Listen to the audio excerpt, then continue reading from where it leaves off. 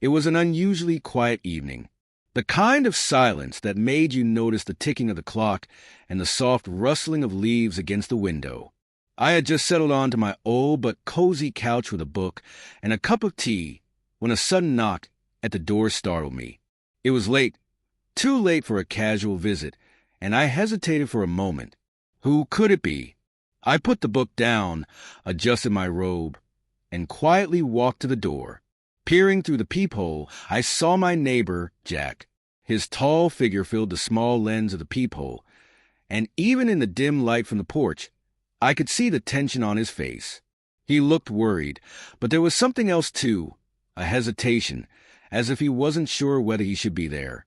"Jack," I asked cautiously, opening the door just a little, "is everything okay?" His face softened when he saw me. "I'm sorry for disturbing you so late," he said, his deep voice a mix of apology and urgency.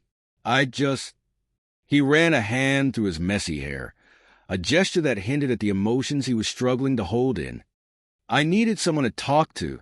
I blinked, surprised.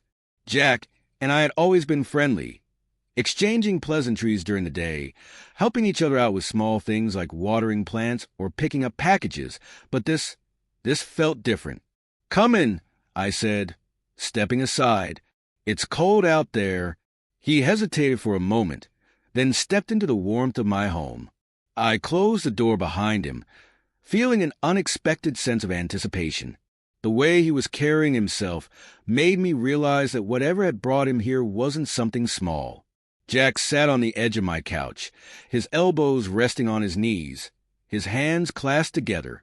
I sat across from him, the steam from my tea curling lazily in the air between us. "Would you like something to drink?" I offered, unsure how to break the silence. He shook his head. "No, thank you." He paused, taking a deep breath. "I've had a lot on my mind lately, and I didn't know who else to turn to." I tilted my head, waiting for him to continue. There was an honesty in his voice that made me lean in, as if his words carried a weight he couldn't carry alone. "You've always been kind to me," he said, meeting my gaze. "More than most people. And I think that's why I felt like I could come to you." I smiled softly, unsure of what to say. His vulnerability was surprising, but it also made me feel trusted, like I mattered to him. "It's Jack." "I'll listen." He hesitated again, his eyes searching mine as if seeking reassurance. Slowly, he began to open up, speaking about his loneliness, the pressure of living up to expectations, and the joy that had slowly faded away over the years. His voice was steady, but there was a raw honesty in it that tugged at something deep inside me. As he spoke, I realized how much I had underestimated him. Jack wasn't just my neighbor. He was a man carrying his own burdens, his own quiet struggles. I suddenly felt a strong desire to ease his load, even if just for a little while. "I didn't mean to unload all of this on you," he said after a while, his voice softer now. "I just needed someone who wouldn't judge me." "I'm glad you came," I said simply, and I meant it. The hours slipped by as we talked. What had started as a one-sided confession turned into a flowing conversation, moving through both deep and light topics. We laughed over shared stories and fell silent at the weight of unsaid thoughts. A connection was forming between us, one that felt both fragile and profound. At some point, I noticed the clock had struck midnight. The soft lighting of my living room cast warm shadows, and the air seemed thick with a new kind of intimacy. "I should go," Jack said, though his voice lacked conviction.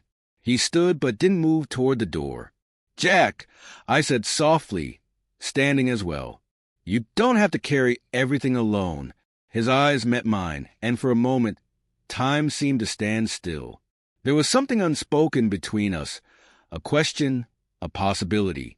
He stepped closer, his hand brushing against mine, and the contact sent a warmth through me that I hadn't felt in years. "Thank you," he whispered, his voice barely audible, "for being here." And then he left, the door closing softly behind him.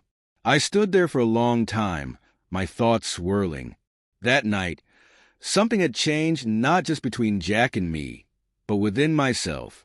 I had been so caught up in my own routines and solitude that I hadn't realized how much I longed for connection.